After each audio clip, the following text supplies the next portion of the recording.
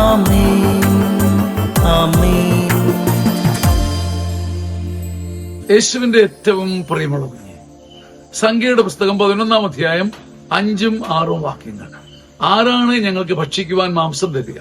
ഈജിപ്തിൽ ഞങ്ങൾക്ക് വെറുതെ കിട്ടിയിരുന്ന മത്സ്യം, വെള്ളരിക്ക, മത്തങ്ങ, സവോള, ചെമന്നുള്ളി, വെള്ളുള്ളി ഇവ ഞങ്ങൾ ഓർക്കുന്നു. ഇവിടെ ഞങ്ങളുടെ പ്രാണൻ പോകുന്നു. ഈ മന്നയല്ലാതെ ഒന്നും കാണാൻ കിട്ടുന്നില്ല.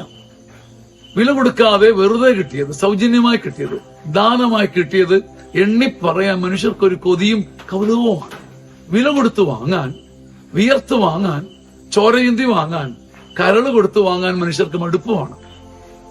ദാനം കിട്ടിയത് എണ്ണിപ്പറഞ്ഞ് ആഘോഷിക്കാൻ ഇഷ്ടമാണ്. എന്നാൽ വില കൊടുത്തു വാങ്ങുന്നത്, വിയർത്ത് വാങ്ങുന്നത് സ്ഥായിയാണ്, സമ്പൂർണമാണ്, വിസ്മയമാണ്, വിശുദ്ധമാണ്.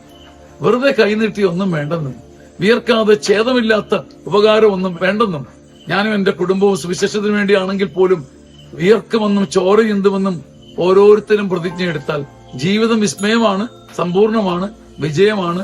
ആമേൻ. നിങ്ങളുടെ ശ്രദ്ധയ്ക്ക് വളരെ അപൂർവമായ, വളരെ വിശേഷപ്പെട്ട ഒരു ശുശ്രൂഷ പരിചയപ്പെടുത്തുകയാണ്. 200-ലധികം വിശുദ്ധരുടെ തിരുശേഷിപ്പുകളുടെ സാന്നിധ്യത്തിൽ ഈശോ മിശിഹായെ ആരാധിക്കുന്ന ഒരു അപൂർവ ശുശ്രൂഷ ഈ വരുന്ന ആഗസ്റ്റ് 29-ാം തീയതി വൈകുന്നേരം 5 മണി മുതൽ 31-ാം തീയതി ശനിയാഴ്ച 2 മണി വരെ നിരന്തരം ദൈവത്തെ ആരാധിക്കുവാൻ നമുക്ക് വിശുദ്ധരോടൊപ്പം അണിചേരാം.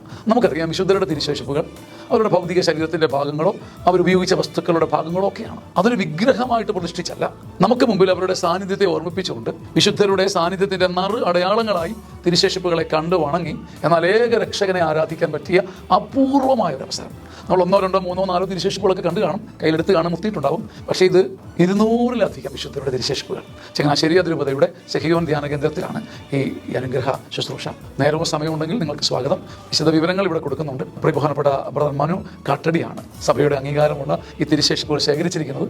നമുക്ക് ഒന്നിച്ചുകൂടി സഭയ്ക്ക് വേണ്ടി, നാടിനു വേണ്ടി ദൈവത്തെ ആരാധിക്കാം. നിങ്ങൾക്ക് എല്ലാവർക്കും സ്വാഗതം. ആമേൻ ആമേൻ.